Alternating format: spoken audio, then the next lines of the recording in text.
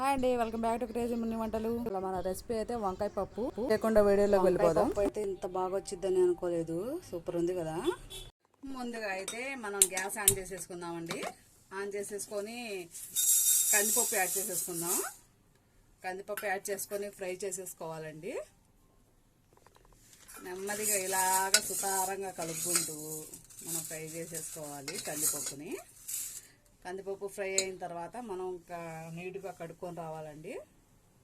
నేనైతే ఫ్రై చేసేసుకొని నీట్గా కడుక్కొని వచ్చానండి. వాటర్ అయితే యాడ్ చేద్దాం. ముందు వాటర్ యాడ్ చేసేసి వంకాయ అండి, వంకాయ పప్పు కదా అనుకుంది, గుత్తి వంకాయ పప్పు. చూడండి, నేను ఇలా కోసుకొని వాటర్లో నానబెట్టేసుకొని ఉంచుకున్నాను. ఇలా నానబెట్టేసుకొని దీంట్లో వేసేసుకోండి. ఇట్లా వేసేసుకొని తర్వాత పచ్చిమిరకాయలు యాడ్ చేసేసుకోండి. మన రుచి తగినంత పచ్చిమిరకాయలు, ఆనియన్స్ ఒక టమాటో అండి. ఇంట్లో టమాటో ఉంటే వేసుకోండి, లేకపోతే లేదు. మనం ఎప్పుడు వేసుకున్నట్టు పసుపు వేసుకొని కొంచెం చింతపండు వేసేసుకోవాలండి. పసుపు యాడ్ చేశాను, చింతపండు కూడా యాడ్ చేసేసుకోండి. యాడ్ చేసేసుకొని మనం ఇప్పుడు కుక్కర్ పెట్టేసుకుందామండి. వాటర్ యాడ్ చేసుకున్నాం కదా ఆల్రెడీ.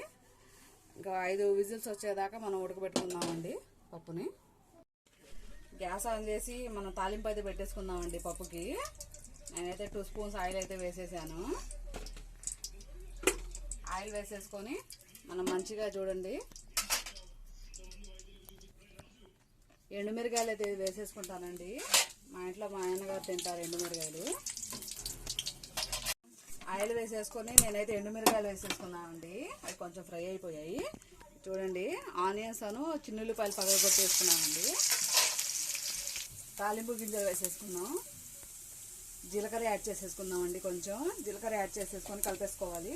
పప్పు కూడా యాడ్ చేసేసుకుందామండి. పప్పు అయితే నేను కొంచెం సాల్ట్ వేసుకొని రుబ్బుకొని పెట్టుకున్నానండి. ఇప్పుడు మనం అయితే తాలింపు అయితే యాడ్ చేసేద్దాం ఇందులోనే పప్పులో. ట్రై చేసి నా కామెంట్స్లో చెప్పండి ఎలాగొచ్చిందో పప్పు.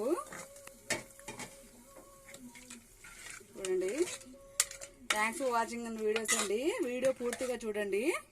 వీడియో పూర్తిగా చేస్తేనే కదండి ఎలాగ అర్థమయ్యేది. నాకు కంపల్సరీగా కామెంట్స్ అయితే పెట్టండి. Thanks for watching. సబ్స్క్రైబ్ చేసేసుకోండి.